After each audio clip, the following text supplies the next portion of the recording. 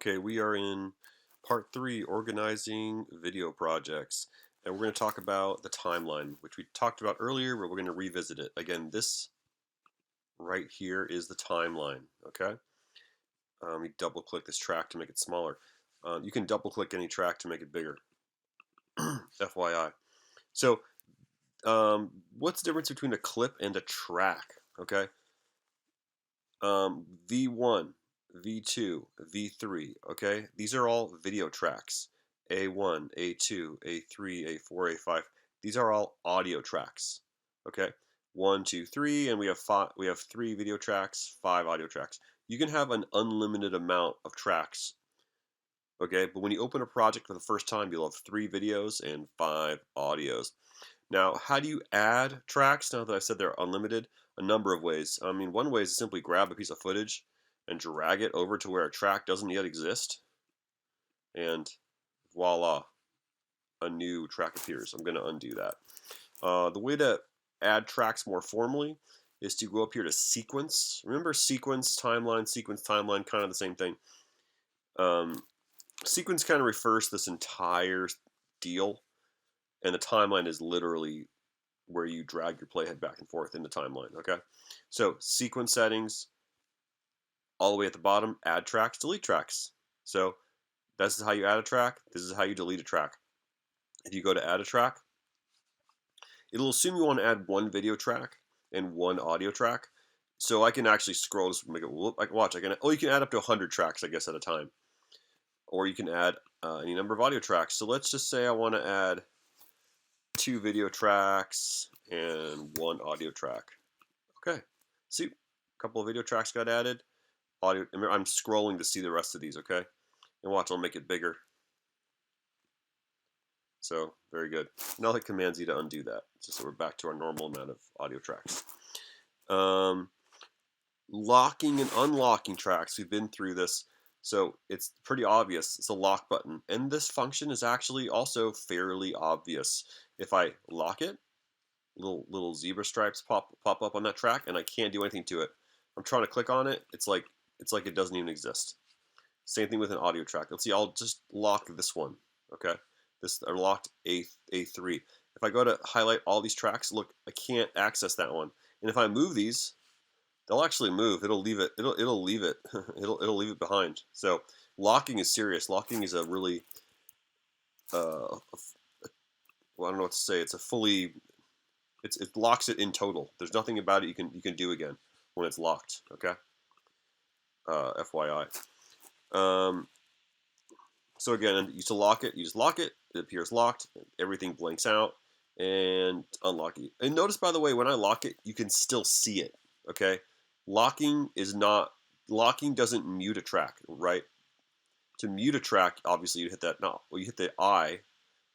That means you can't see it. It's like covering your eye. So that's the same thing as muting. Whereas on the audio tracks, it actually says M for mute track. But notice how even though it says toggle, it calls it toggle track output. Well, if you turn off the output, it's the same thing as muting it. So hitting the eyeball makes it shut off.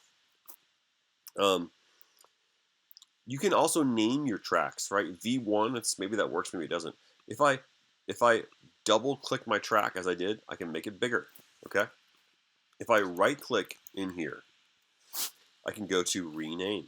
I'll name it River. Or no, because I'm not just gonna have clips of that river. But I'm gonna go. Maybe I'll go back to this place called Pacheco. So I'll call it Pacheco. Boom.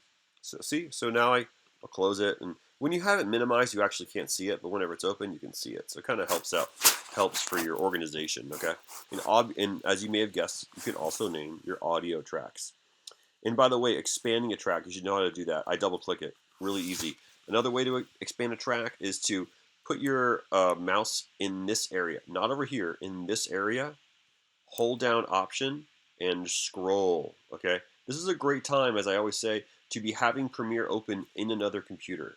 I hope you're watching my tutorial on a separate computer or your phone, so you can pause me sometimes and maybe actually do this stuff yourself. Because the fact that this only works with your mouse there and not here actually, or okay, I take it back, it doesn't work over here.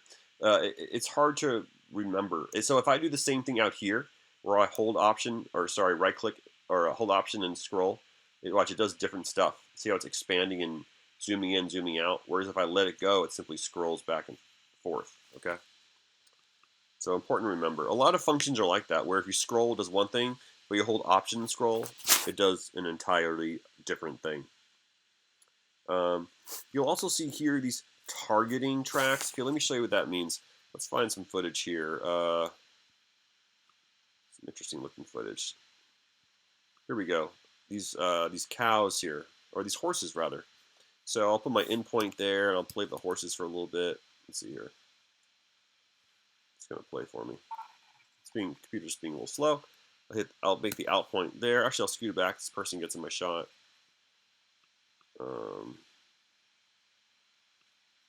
Here we go. Out point.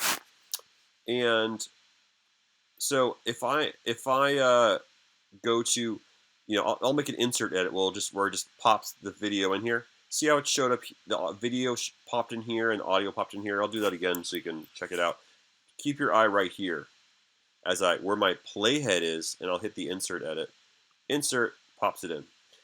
Okay, this V1 is my patched I've targeted it for patching, and same with A1 through A4. Now watch, I'll move this up here. I'll move this marker up here, rather my patch marker. Watch what happens when I insert it this time. Boop.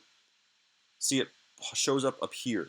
So you're basically controlling where video and audio shows up when you use these insert and overwrite edits. Okay. Now, could you just as easily just move it wherever you want?